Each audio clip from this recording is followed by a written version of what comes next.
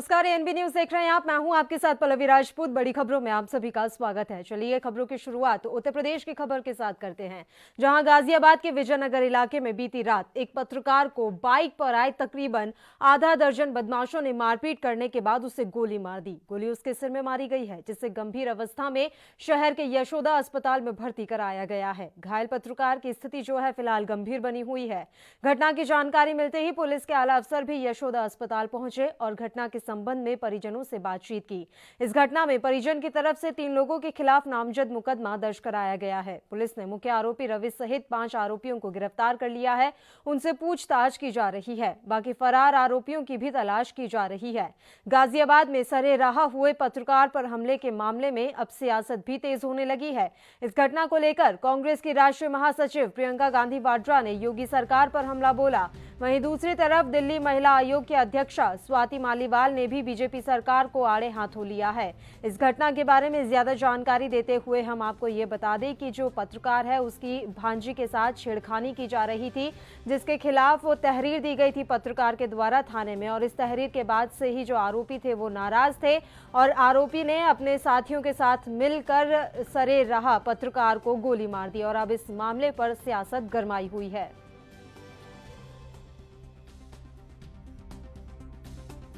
अनिकेत जोशी ने अवगत कराया कि इनके पत्रकार भाई विक्रम जोशी जो गाजियाबाद की दैनिक जनसागर टुडे के लिए कार्य करते हैं, कल जब ये अपनी बहन के घर से लौट रहे थे माता कॉलोनी क्षेत्र में, तो वहां पर हमलावरों ने इनके ऊपर अटैक किया है और इनको फायर आर्म से भी चोटिल किया है। इस सूचना पर हम सभी अधिकारी अस्पताल पहुंचे और वहां पर टीमें लगा करके साक्ष्य जुटाना शुरू किया है। ये फिलहाल अस्पताल में उपचाराधीन है। वहां पर चिकित्सकों की टीम इनका उपचार कर रही है। जो साक्ष्य जुटाए गए उसके आधार पर 5 लोगों को गिरफ्तार किया गया है। इनके नाम मोहित, दलवीर, आकाश, रवि और शाकिर हैं। इन सभी को गिरफ्तार कर जेल भेजा जा रहा है। वहीं इनके बयानों से जो कुछ और नाम और तथ्य प्रकाश में आए हैं उसके लिए विवेचनाएं और धरपकड़ जारी है।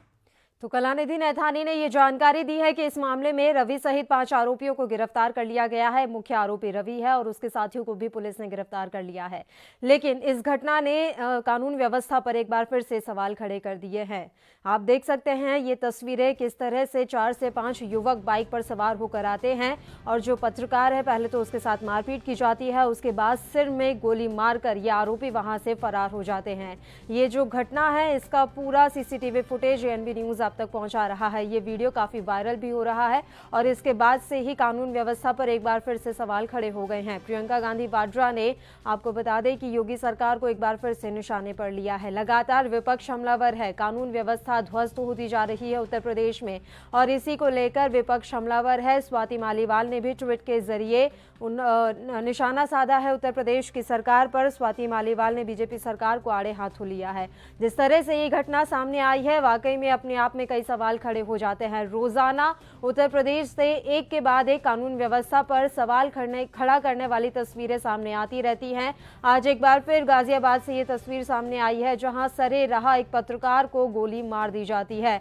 हालांकि पत्रकार की जो स्थिति है वो काफी गंभीर बताई जा रही है। उसे यशोदा अस्पताल में भर्ती कराया गया है जहां उपचाराधीन है पत्रकार। और जानकारी ये मिल रही है कि पत्रकार की जो भांजी है उसके साथ कोई युवक जो था वो छेड़खानी लगातार कर रहा था। इसके खिलाफ जब रिपोर्ट दर्ज करा दी गई थाने में तो आरोपी इससे नाराज हो गया और उसने अपने साथियों के साथ मिलकर पत्रकार पर सरेराह हमला बोल दिया और उसे गंभीर अवस्था में फिलहाल जो है अस्पताल में भर्ती कराया गया है। पुलिस इस पूरे मामले में ये कहने की कोशिश कर रही है कि जो भी है स्थिति अभी कंट्रोल में है और हमने तमाम आरोपियों को गिरफ्तार कर लिया है। और इस खबर पर ज्यादा जानकारी के साथ हमारे संवाददाता प्रदीप मिश्रा गाजियाबाद से इस समय फोन लाइन पर जुड़े हुए हैं। प्रदीप मिश्रा, इस घटना के बारे में पूरी जानकारी हम आपसे चाहेंगे।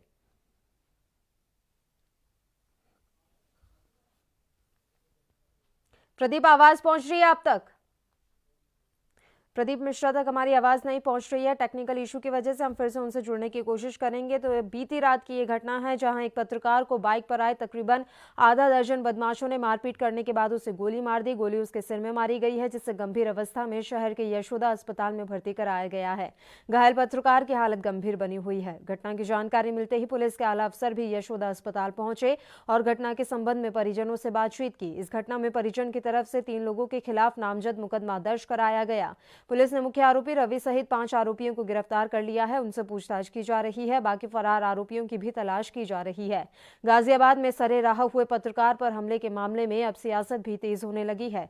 इस घटना को लेकर कांग्रेस की राष्ट्रीय महासचिव प्रियंका गांधी ने योगी सरकार पर हमला बोला है, तो वहीं दूसरी तरफ दिल्ली महिला आयोग के अध्यक्ष स्वाति मालीवाल ने भी बीजेपी सरकार को आड़े हाथों लिया है। रोजाना इस तरह की घटनाएं यूपी से सामने आ रही हैं, जो कि कानून व्यवस्था पर सवाल खड़े करती हैं, प्रश्न चिन्ह लगाती हैं। इस मामले में 5 आरोपियों को गिरफ्तार किया गया है। मुख्य आरोपी रवि को भी गिरफ्तार कर लिया गया है। पुलिस का कहना है कि इनसे कड़ी पूछताछ की जा रही है और जो भी नाम सामने निकल कर आएंगे उनको भी हिरासत में लेकर पूछताछ की जाएगी। संवाददाता प्रदीप मिश्रा एक बार फिर से फोन लाइन पर हमारे साथ जुड़े हुए हैं। प्रदीप मिश्रा, पूरी जानकारी हम आपसे चाहेंगे इस घटना के बारे में। जी पल्लवी जी, मैं आपको बताना चाहूंगा कि कल देर रात विक्रम जोशी पत्रकार हैं जो विजयनगर थाना क्षेत्र के अंदर आप बिहार एक जगह है जहाँ के वो रहने वाले हैं। कल उनकी भांजी के जो जन्मदिन था वो मनाया जा रहा था। वहां पर वो अपने बच्चों के साथ गए हुए थे और जन्मदिन के बाद जब वो घर जा रहे थे वापस, उनके साथ 2 बेटियां थी। जैसे घर से बाहर निकले थे, उनके ऊपर कुछ लोगों ने हमला कर दिया और उसी दौरान एक रवि नाम का लड़का है जिसने शूट किया था और वो गोली उनके सर में लगी है, जिससे कि वो गंभीर रूप से घायल हो गए और गिर गए। और उनकी बेटियां वहां चिल्ला रही थी, रो रही थी और बुला रही थी लोगों को मदद के लिए, लेकिन कोई भी व्यक्ति आगे नहीं बढ़ रहा था। बहुत ही भयंकर खौफ का मंजर हो रहा था उस समय। सारे लोग जो आसपास के लोग खड़े हुए थे वो देख रहे थे, वो सारे लोग डरे हुए और सहमे हुए थे। जी बिल्कुल प्रदीप, बताया जा रहा है कि जो ये शख्स हैं, पत्रकार हैं, इनकी तरफ से शिकायत दर्ज करवाई गई थी। इनकी भांजी के साथ छेड़छाड़ की घटना हुई थी, लेकिन उस शिकायत पर भी किसी तरह की कोई कार्रवाई नहीं की गई। जी मैं आपको बताना चाहूंगा कि ये मामला इनका काफी पुराना है। 1 साल पहले मारपीट हुई थी जिसमें पुलिस के द्वारा एक इक्यावन की कार्रवाई की गई थी और कंप्रोमाइज कराया गया था कि आगे से कोई भी ऐसी प्रॉब्लम नहीं होगी इस पक्ष के द्वारा जो छेड़छाड़ कर रहा था भांजी के साथ में। और फिर आज से 3-4 दिन पहले की बात है, 16 तारीख की, ऐसा ही दोबारा से प्रकरण हुआ तो इन लोगों ने क्या किया कि पुलिस स्टेशन विजयनगर में जाके कंप्लेंट दर्ज किए, शिकायत दी और इसके बाद में एसएसपी गाजियाबाद कलानिधि नैथानी जी के पास जाके इन्होंने कंप्लेंट दर्ज की है। उनको बोला गया कि ऐसे ऐसे बात है और वो लोग कभी भी कुछ भी कर सकते हैं, हमारे साथ अपनी घटना भी हो सकती है। इतना सब कुछ बोलने के बाद में पुलिस की तरफ से कोई भी कार्रवाई नहीं की गई। बिल्कुल प्रदीप, बहुत बहुत शुक्रिया तमाम अहम जानकारी हम तक पहुंचाने के लिए। फिलहाल बीजेपी नेता मानसिंह गोस्वामी जी इसी खबर पर चर्चा के साथ इस समय फोन लाइन पर मौजूद हैं। मानसिंह जी, किस तरह की ये घटनाएं सामने आ रही हैं उत्तर प्रदेश से? रोजाना हम देख रहे हैं कोई ना कोई नया मामला सामने आकर खड़ा हो जाता है, उसके बाद भी आप दम भरते हैं कि यूपी में कानून व्यवस्था सही है। सर्वप्रथम तो आपके चैनल के माध्यम से मैं सभी श्रोताओं को नमस्कार करता हूं और सभी जितने भी कॉरेस्पॉन्डेंट हैं, जितने भी पत्रकार हैं, उनके प्रति मेरी बहुत श्रद्धा रहती है, क्योंकि वो इस भारतवर्ष की व्यवस्था के चौथे स्तंभ कहे जाते हैं और वास्तव में है भी, उसका निर्वहन करते हैं निर्भीकता के साथ में। जहां तक आपने जोशी जी के बारे में कहा है, उनके साथ जो घटना घटी वो बहुत ही अफसोसजनक है, बहुत ही हम उसके प्रति खेद व्यक्त करते हैं। लेकिन मैं आपको ये भी साथ के साथ बताना चाहूंगा कि जैसे ही ये घटना घटी है, उत्तर प्रदेश के अंदर माननीय योगी जी की सरकार 2017 फरवरी के बाद से जिस तरह से बहुत सारी घटनाएं पहले से घट रही थी, बहन बेटियों के साथ छेड़छाड़ में बहुत बुरा हाल उत्तर प्रदेश का था, उस पर हमने अंकुश लगाने का काम किया और पुलिस प्रशासन ने भी मुस्तैदी के साथ में इसको कंट्रोल करने का काम किया है। लेकिन जो जोशी जी के साथ घटना घटी है, उस घटना में तत्काल गाजियाबाद के कप्तान साहब के द्वारा करीब, जैसा मुझे जानकारी है कि 8-9 को गिरफ्तार करके ये बहुत ही त्वरित कार्रवाई करते हुए पुलिस प्रशासन ने सभी को गिरफ्तार किया है।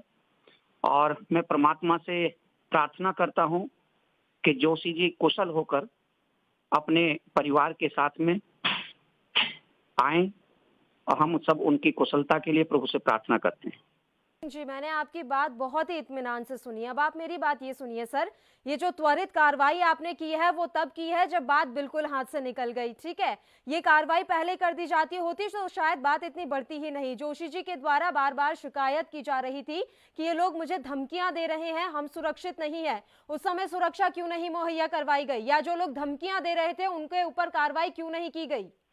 वो जांच का विषय है कि जोशी जी की तरफ से कौन सी तारीख में वो वहां पर अपना कहकर प्रार्थना सर, पत्र ये दिया गया। कहकर आप हमें शांत नहीं कर सकते कि ये जांच का विषय है। हर बार ये जवाब नहीं सुना जा सकता मान सिंह जी। हर घटना के साथ ये जवाब कतई बर्दाश्त नहीं होता कि ये जांच का विषय है। हमें अपनी पुलिस पर पूरा भरोसा है कि वो उसमें जो जांच करेंगे, जो अधिकारी होगा उसके खिलाफ कार्रवाई भी होगी। लेकिन जो भी घटना घटी है उसके बाद जो गाजियाबाद के कप्तान साहब ने कार्रवाई की है, वो उसके लिए हम कह सकते हैं बाद कि में तो करना ही था ना मान सिंह जी। बाद में भी नहीं करते तो आप खुलेआम न्योता देते सबको कि आइए अब हमको, ये तो आ बैल मुझे मार वाली स्थिति हो जाती है अगर बाद में नहीं करते। सवाल तो यहाँ पर यह है कि पहले क्यों नहीं की गई। ये बात एकदम साफ थी। ये रिपोर्ट हमारे सामने भी आई है, जो शिकायत उन्होंने दर्ज करवाई थी, उनकी भांजी के साथ छेड़खानी की गई, उसके बाद आरोपियों के द्वारा लगातार धमकी दी जा रही थी। ये तमाम जो हैं चिट्ठे हमारे पास तक आ गए हैं सर, और आपको नहीं मिले, सरकार को नहीं मिले, पुलिस को नहीं मिले। ये कैसे मुमकिन है? उसमें मुझे पूरा विश्वास है कि कप्तान साहब जांच करा रहे होंगे और जांच करा के जो भी अधिकारी उसमें डिले करने में शामिल रहा होगा उसके खिलाफ कार्रवाई करेंगे। अब जो बात हाथ से निकल गई है उसका क्या? जोशी जी जिंदगी और मौत के बीच जूझ रहे हैं, उसका क्या? उसका जिम्मेदार कौन? सीधा सा सवाल है, जिम्मेदार कौन? केवल अकेले जोशी जी नहीं है, सारा का सारा वर्ग उनके साथ खड़ा है। क्योंकि इस तरह की बहन बेटियों के साथ इस तरह की हरकत करने वाले समाज में असामाजिक तत्वों के खिलाफ सख्त से सख्त कार्रवाई होनी चाहिए, और जिसे गाजियाबाद के कप्तान साहब ने की है। ठीक है, अभी भी मुझे मेरे सवाल का जवाब नहीं मिला है सर। मेरा सवाल ये था कि जो कुछ भी हुआ है उसका जिम्मेदार कौन है? सीधा सा सवाल है सर। मैं ये मानता हूं कि कहीं ना कहीं देरी हुई है, और उस पर जांच अगर तभी हो जाती तो और जल्दी पहले गिरफ्तार किया जा सकता था। तो इसमें जांच होगी, जरूर करवा रहे होंगे जांच। ठीक है और हम भी बात करेंगे। मान सिंह जी आप जुड़े रहिए हमारे साथ। फिलहाल कांग्रेस से भी हमारे साथ जुड़े हुए हैं प्रवक्ता जो हैं डॉक्टर सर, मैं आपसे जानना चाहूंगी, जिस तरह से ये तस्वीरें सामने आई हैं डॉक्टर अनिल कुमार, ये तस्वीरें जो सामने आई हैं किस तरह से आप इसे देखते हैं? बीजेपी हर बार की तरह ये कह के हुए बचने की कोशिश कर रही है शायद कि ये जांच का विषय है। नहीं, आज हमारे सामने बहुत बड़ी समस्या है कि आज बेरोजगारी का जो क्राइसिस इस समय देश को सामना करना पड़ रहा है, उसके सामने भी काफी सारी समस्या आई है। और देश के लोगों ने जो खुलकर दान दिया था राहत सामग्री के लिए, लोगों की सहायता के लिए, सरकार कहीं ना कहीं उस मामले में पूरी तरह से विफल रही है। और ये लगातार जो क्राइम बढ़ रहे हैं, ये पूरी तरह से पुलिस प्रशासन को एक अपने हिसाब से, यानी जो माफिया हैं उनके हिसाब से चलने का बीजेपी का एक प्रोपोगेंडा है, वो चल रहा है। और फिलहाल जो बीजेपी की जो मीडिया है कॉर्पोरेट हाउस से चलती है, आप सभी जानते हैं। और ये जो कॉर्पोरेट जगत के लोग हैं वो पूरी तरह से दान देते हैं, पूरा सहयोग करते हैं, इसलिए वो बीजेपी का सपोर्ट भी करते हैं। और जो भी पत्रकार यदि कोई किसी के विरुद्ध जाता है, किसी कॉर्पोरेट घराने के या किसी माफिया के खिलाफ जाता है, वो आत्महत्या या किसी को मार भी देता है, तो कोई उस पर कानूनी कार्रवाई नहीं होती। इसलिए मुझे लगता है कि पूरी दिल्ली में नहीं है, दिल्ली के गाजियाबाद में या यूपी के गाजियाबाद को छोड़ दीजिए, आप दिल्ली में भी आप देखिए काफी व्यापक स्तर पर इस तरह का क्राइम बढ़ चुका है। 3-4 दिन पहले आसपास में मैंने देखा कि यहाँ पे 5-7 व्यक्ति एक लड़की के पिता को चाकू रोक रहे थे।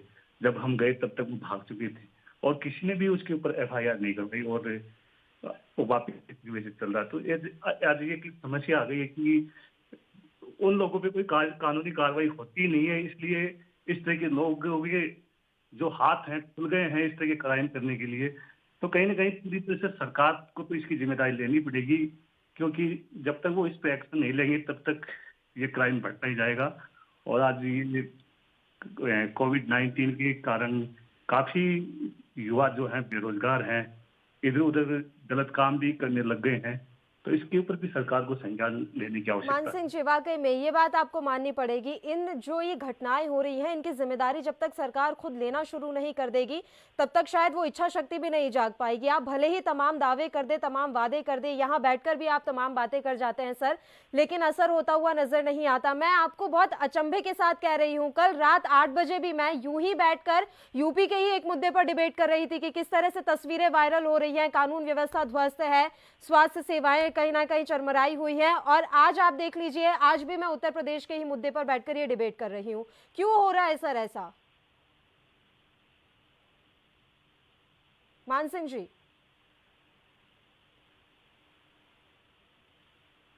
मान सिंह जी, आवाज पहुंच रही है आप तक? मैडम, आप फिर से एक बार ध्यान आकर्षित करना चाहूंगा, यदि आप परमिशन दे तो मैं फिर वो रखूँ अपनी बात। जी मैडम, ये अभी कुछ समय पहले की बात थी, मैं अपनी गाड़ी पार्किंग, मैं कांग्रेस का एक प्रवक्ता हूँ, लोगों को मालूम है, लेकिन मेरे जैसे व्यक्तियों की गाड़ी के टायर खोल लेंगे, टायर चुरा लेंगे। आज बेरोजगारी इस तरह से फैल चुकी है कि लोग छोटे मोटे क्राइम करने के लिए उतारू हो चुके हैं, उनको कोई परवाह नहीं क्या होगा क्या नहीं होगा। किसी की गाड़ी के टायर खोल लेना, किसी छोटे छोटे कम पैसों में किसी का मर्डर कर देना, ये बहुत व्यापक स्तर पर फैल चुका है। और खास तौर पे शहरी स्तर पे जहाँ लोग जहाँ जहाँ शहरीकरण हुआ वहाँ पे ये व्यापक स्तर पे फैला है। तो इस पे कम से कम सरकार को कम से कम कानून व्यवस्था टाइट हो या इस तरह से मजबूत हो तो इस तरह का क्राइम मुझे नहीं लगता कि ज्यादा इस तरह से बढ़ेगा। बिल्कुल, ये तो सरकारों को ध्यान देना ही पड़ेगा कि किस तरह से कानून व्यवस्था को तो सुधारा ही जाए, और साथ में जो बेरोजगारी इस समय चरम पर है और उसकी वजह से कहीं ना कहीं ये चोरी लूटपाट की घटनाएं सामने आ रही हैं, इसको भी कंट्रोल करना पड़ेगा। आप दोनों का बहुत बहुत शुक्रिया, तमाम अहम जानकारी आपने हम तक पहुंचाई, चर्चा के लिए आप हमारे साथ जुड़े।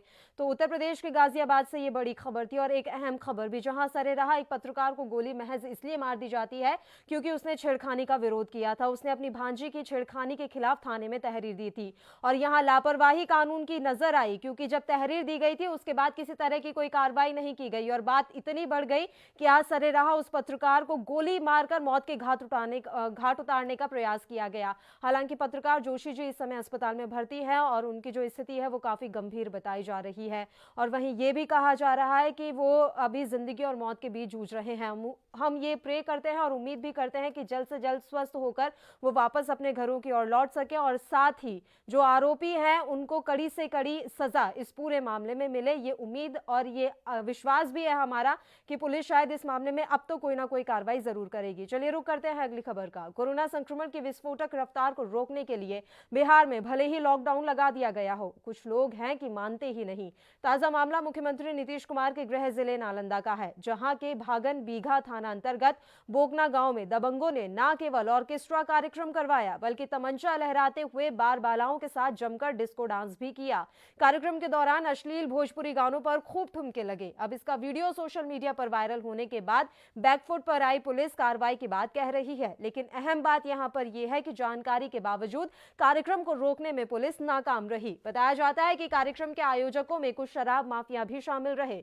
यह कार्यक्रम बस यूं ही मस्ती के लिए आयोजित कर दिया गया था, यह किसी पर्व त्योहार या शादी विवाह के सिलसिले में आयोजित नहीं किया गया था।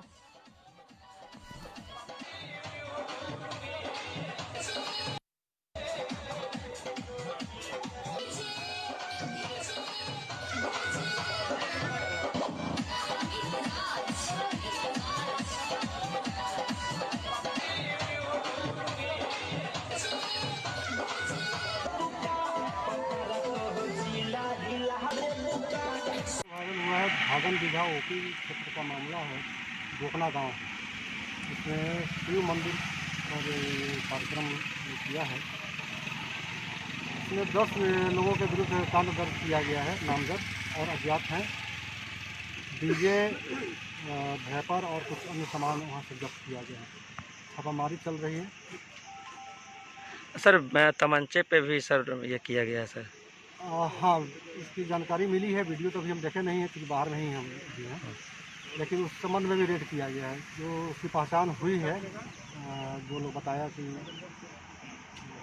कार्रवाई चल रही है। तो वाकई ये तस्वीरें देखकर साफ हो गया है कि यूपी बिहार की कानून व्यवस्था भगवान भरोसे ही है। यहाँ की सरकारें दम भर रही हैं कि हम कानून व्यवस्था को संभाले हुए हैं।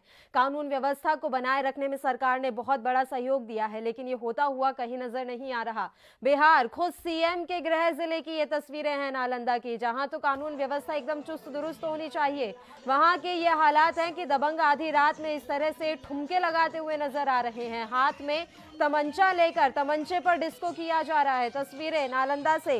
कोरोना संक्रमण के विस्फोटक रफ्तार को रोकने के लिए बिहार में भले ही लॉकडाउन लगा दिया गया हो, लेकिन इस तरह के दबंग प्रवृत्ति के लोग मानते ही नहीं है। उन्हें ना सरकार की गाइडलाइन से कोई लेना देना है और ना ही किसी कानून से।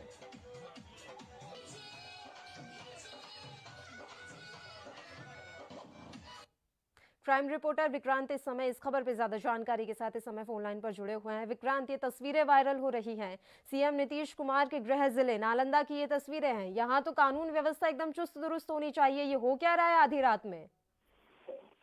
जी बिल्कुल, एक तरह से देखा जाए जिस तरह से नीतीश सरकार की जो धज्जियां उड़ाई जा रही है उसमें एक सवाल इस तरह से ये वीडियो वायरल हो रहा है, वो काफी गंभीर मामला है। क्या क्या बता दें कि जिस तरह से थाना के बगल ही का ये मामला है, जब एक डांस वहां हो रहा था, बाल बारह को डांस कराया जा रहा था, उसके बावजूद भी ये मामला जो डीएम तक गया, डीएम के आदेश के बाद भी थाना प्रभारी यहाँ सिर्फ डांट फटकाकर छोड़ दिया जाता है, ना कि उनके खिलाफ कोई एफआईआर दर्ज की जाती है। और सबसे बड़ा सवाल है कि वहाँ डांस करते हुए जो पिस्टल लहराया जाता है, ये अपने आप में एक सवाल खड़ा करता है। जी विक्रांत, बताया ये जा रहा है कि इस पूरे कार्यक्रम की जानकारी जो है स्थानीय पुलिस को पहले से ही थी, लेकिन इस कार्यक्रम को रोकने में नाकाम साबित हुई पुलिस। जी बिल्कुल, ये पहले से जानकारी थाना को दिया गया था, लेकिन सबसे बड़ा बात है कि जिस तरह से सोशल डिस्टेंसिंग की धज्जियां और इसमें कोई भी जो डांसर है या कोई भी वहाँ के व्यक्ति है, कोई भी ना मास्क लगाए थे, ना सोशल डिस्टेंसिंग के पालन कर रहे थे, और सब साथ ही में खड़ा होकर वहाँ डांस किया जाता है। शराब पार्टी चल रही थी, फायरिंग भी यहाँ तक हुई है, जो कि सूत्रों के हवाले से जो खबर आ रही है, लेकिन पुलिस उसके बावजूद भी कोई कार्रवाई नहीं करती है। जी बिल्कुल, और बताया जा रहा है कि जब लॉकडाउन लगा हुआ है, अभी किसी तरह का कोई कार्यक्रम आयोजित करने के लिए प्रतिबंध लगा हुआ है बिहार में, तो इस तरह से कैसे ये कार्यक्रम आयोजित हो गया? किसकी शहर है इसमें, किसकी मिली भगत है? एक तरह से देखा जाए जो लॉकडाउन लगा हुआ है पूरे बिहार की अगर बात करें तो बिहार में लगभग 38 जिला आते हैं, जिसमें अधिकतर जिला में लॉकडाउन की प्रक्रिया पूरे बिहार की अगर तरह से देखा जाए तो पूरे बिहार में लॉकडाउन लगाया। लेकिन सबसे बड़ा सवाल कि इनको परमिशन जो होता है, जो कि साफ कहा गया था कि अगर कोई भी अगर श्राद्ध क्रम हो या पार्टी हो या किसी के मंदिर में जाना है तो स्थानीय थाना को सूचना देना पड़ता है, उसके बाद ही उनको अगर आदेश दिया जाता है तभी वो कोई भी कार्यक्रम करते हैं। लेकिन इनके कोई आदेश न दिया गया था, ना कोई लिखित मतलब मामला दिया गया था। ऐसे मतलब एक तरह से देखा जाए तो जो भी यहाँ किया गया है सब सरकार को मतलब देखते हुए कार्यक्रम को आयोजित कराने के पीछे किनका हाथ था? मैं जानकारी चाहूंगी कि आखिर ये जो कार्यक्रम आयोजित किया गया था ये किसने करवाया था? जैसे सूत्रों के अनुसार बता दें कि वो स्थानीय निवासी हैं, जो कि शराब के माफिया बताए जा रहे हैं, जो कि इनके शराब का वहाँ धंधा चलता है, फलता फूलता है, और जो कि सूत्र बताते हैं कि तो पैसा जो है थाना को भी दिया जाता है। हालांकि ये चैनल पुष्टि नहीं करता, लेकिन जो सूत्रों के हवाले से जो खबर है उस हिसाब से मैं बता रहा हूँ कि वो थाना प्रभारी को भी इसमें सम्मिलित किया गया था और इन्विटेशन भी उन लोगों को दिया गया था इस मामले को, इस कार्यक्रम के लिए। जी बिल्कुल, और अभी तक कार्रवाई क्या हुई है इस मामले पर? देखिए, अभी तक फिलहाल इस पर कोई कार्रवाई नहीं की है। जब से वीडियो वायरल हुआ है तो जो ऐसे बड़ी अधिकारी इस पे जांच कर रहे हैं और इनकी जो जांच टीम स्पेशल बनाई गई है, जो उनके जो एसपी है, एसपी के द्वारा जांच किया जा रहा है। जी टीम बनाने की उन्हें जरूरत आन पड़ी है, लेकिन यहाँ कानून व्यवस्था की कैसे धज्जियां उड़ाई गई उसकी उनको कोई चिंता नहीं है। साफ तौर पर यहाँ नजर आ रहा है कि महामारी एक्ट का उल्लंघन है। आखिर क्यों नहीं कार्रवाई की जा रही है? उन्हें किस चीज की जरूरत है, किसके सपोर्ट की जरूरत है इस मामले में कार्रवाई करने के लिए? देखिए, अगर एक तरह से देखा जाए तो जिस तरह से ये वीडियो वायरल हुआ है, सबसे पहले उनको उस समय जिस समय जब पुलिस वहाँ मौके पर पहुंची थी तो पहले जो आरोपी थे जिनके ऊपर ये क्लेम लगा था उसको पहले हिरासत में लिया जाना चाहिए था, लेकिन पुलिस ने कुछ कार्रवाई नहीं किया और सिर्फ खानापूर्ति करते हुए उनको डांट फटकार कर छोड़ दिया जाता है। जी बिल्कुल, और अभी फिलहाल मीडिया में छाया हुआ है ये मुद्दा, ये सोशल मीडिया पर भी वायरल हो रहा है पूरा वीडियो, तो इस पर क्या कुछ प्रतिक्रियाएं सामने आ रही हैं विक्रांत? विपक्ष तो हावी होगा इस समय।